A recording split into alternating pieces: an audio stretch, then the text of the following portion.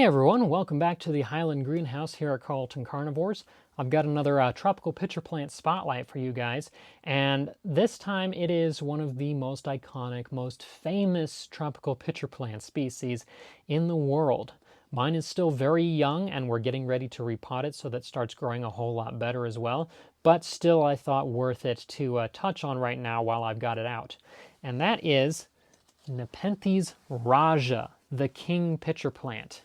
Now again, mine is still a young, small plant, and he's getting ready to repot, so he's not in the best of perfect conditions, but still has enough traits to where I can talk about it and talk about this plant and just how cool it is.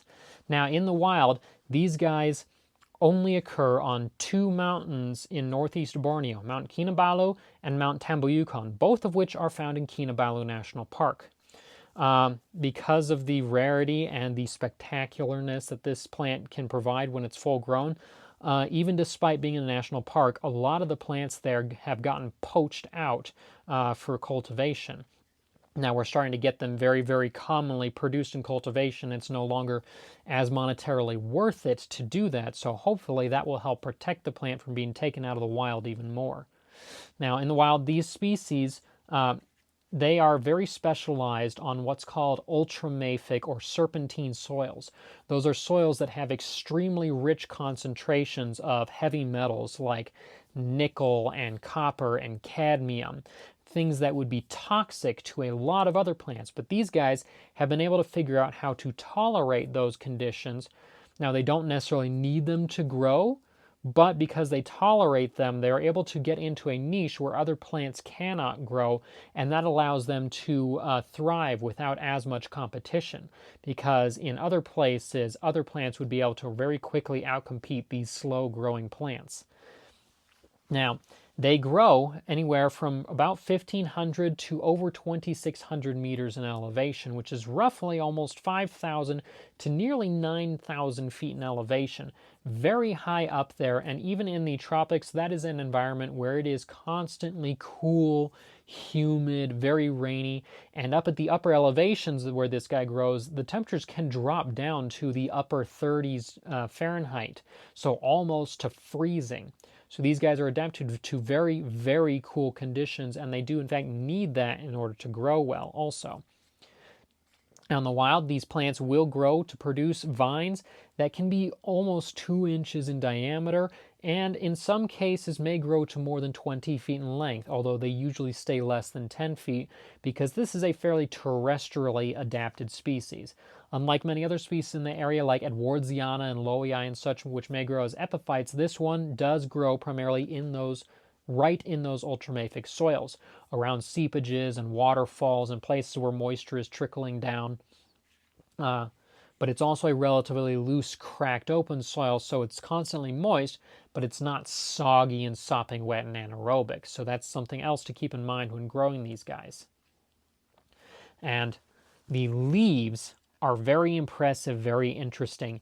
Now these young ones, of course, they're not quite fully formed and shaped. A mature plant will have kind of elongate ovular leaves, and the ends, you may be able to see it here, and I'll show it in a close-up as well, are very distinctively peltate, meaning the tendril actually comes off the end of the leaf before where the actual end of the leaf is. It comes out from the underside and grows down.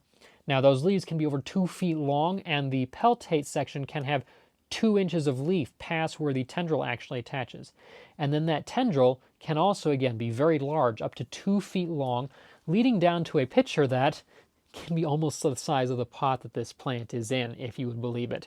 Now this pot is a little bit bigger than a true rajah pitcher normally would be, but not by much. And this was actually designed after a standard rajah pitcher as well. So in the wild, those pitchers can sometimes reach between 12 and 16 inches in length, and the volume of those things can reach almost a gallon. Now, one would think that is a trap meant to capture big animals, and indeed sometimes there have been records of frogs, small birds, even small rats and mice and such getting trapped in these pitchers. However, these guys are actually primarily not designed to eat other animals, but instead they have a symbiotic association with another organism down there. And to talk about that, I have to talk about the lid that these guys naturally have, and I'll show a picture from a friend's greenhouse of a mature, fully grown rajah pitcher to show. It's got a big trap and a long open mouth and a huge kind of divided vaulted lid that hangs over the mouth of that trap as well. And that lid is covered in nectar glands, and it produces copious amounts of nectar as well. Those that lid and the broad scalloped peristome allow for things like tree shrews to actually sit right over the mouth of the pitcher and lick away that nectar. And as they do so, those tree shrews in particular is what these guys have associated with. They poop into the pitcher. And so because that poop, that waste, is full of phosphorus and nitrogen and other trace minerals and nutrients, that's where these guys actually get most of their fertilizer from. So they are quite literally a toilet pitcher. And so the biggest plant, or the biggest pitchering plant in the world, is a small mammal's toilet. How ironic, isn't it? The king pitcher being a toilet. But that size and the shape means that this guy is a really impressive plant to grow. Again, the pitchers, they're kind of ovular, football-shaped overall, and even the young pitchers like this show that trait. They have relatively small fringed wings up the front, and then a lovely broad scalloped peristome that gets wider as it goes back towards that big broad lid. The coloration of these guys is also quite interesting. Very kind of a rich, sometimes mottled, sometimes solid, kind of maroon reddish coloration. In some cases, it can get really dark to almost kind of a black cherry color. Other times, it may be relatively pale, bright red, or brick red. Now, those are the lower pitchers, and those are what the plant produces most commonly. That'll throw it out all over the ground. These guys, once they get up to full maturity and they start making 6, 8, 10-foot vines, sometimes they will also make upper pitchers. Those upper pitchers are not quite as impressive. They're usually around maybe 6 inches tall, but they do still have a broad funnel shape and that broad scalloped peristome, not quite as much of a vaulted lid, and they're usually a much paler color, kind of yellow-green, sometimes with red blushing in through them, sometimes solid bright red, but usually paler in color. And those are designed to capture actually flying insects more so than the symbiotic relationship that the lower pitchers have. And those are usually produced in kind of denser vegetation environments where the plant is forced to kind of grow upwards to get to the light. And then so it sends out traps up there to capture what is more commonly in the canopy. Now in cultivation, again, this is a still relatively uncommon, much more difficult to grow than average and sought after plant. In order to grow these guys well, you have to first maintain the temperature and lighting that these guys require. Again, they are adapted to a very high elevation and they're used to very cold nights. If you don't give them those cold nights, eventually the plant will collapse and die because it's basically burning through its resources trying to grow warm. So maybe you could get away with it for a couple months, but eventually you would see it catch up to the plant and you will see it shrink and then wilt and collapse if the roots don't just rot out and take it out that way. They need very bright light. You could give them almost full sunshine if you can provide the cool temperatures at the same time and acclimate them to that. But otherwise, very strong artificial lighting, strong LEDs or such, kept at a relatively close level above the plant so that it has very strong light, enough light to give it nice, sturdy, thick leaves and very strong, sturdy stems as well. And of course, the more light it gets, the bigger the pitchers will be relative to the leaves as well. And that's what you're looking for. Brighter, bigger, and better. Now, the soil is the next other thing that you really have to be careful with. A lot of people have successfully grown these guys in just like your standard sphagnum and perlite soil, but you may find them not to do quite as well in that. So you will see this live sphagnum growing on top here, which is good, but underneath that is actually a mix of sphagnum, perlite, a bit of charcoal from my last set that I worked with these guys with, that I repotted them into, as well as akadama, or fired clay. Now, some people actually have really, really good luck with growing them in almost pure akadama, because that kind of mimics the very clayish, rocky mineral nature of the soil that these guys natural grow in. It doesn't have the like heavy metal content that's up there in their natural habitat, but again, these guys don't need that. What they do need is that more open kind of rocky mineral soil to do really, really well. So repotting into at least a mix of Akadama is what will give you probably the best health for these guys. And then, of course, the rest of it is basically just patience. These are a very slow growing plant, and it takes a long time for them to mature. When you get a plant like this, you're probably going to start off with a plant that's only an inch or two wide, and it's going to take several years for it to even reach this size, where it's 6-8 inches across, producing the peltate leaves and the kind of slanted ovular pitchers that the species is known for. Beyond this, from seedling stage like that to a full-grown plant that is flowering size, it's probably going to take a minimum of 8 to 10 years to get to that. And plants in the wild then can live for centuries as they grow out and produce new basils and so on. So you have to be ready to be patient with these guys. And if you're lucky, if you're around for that long and you have these guys for that long, you give them those nice stable conditions all that time, you may eventually get it to a point where you get maybe the occasional upper pitcher or even flowers. Now, like all the Nepenthes, they are dioecious plants, meaning each plant is only male or female, with the exception of occasional happenstance mutants where a plant may accidentally produce one or two of the opposite sex flower. But you generally need both a male and a female plant at the same time to cross and produce pure seeds, or save pollen from a male to put on a female, cross with other species, and so on. But you have to have a lot of space in order to do that, because again, this is a plant that can have 2 foot plus leaves, so the entire thing may be over 4 feet across.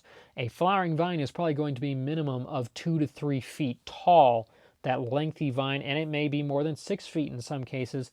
And then the flower stalk itself is also a giant.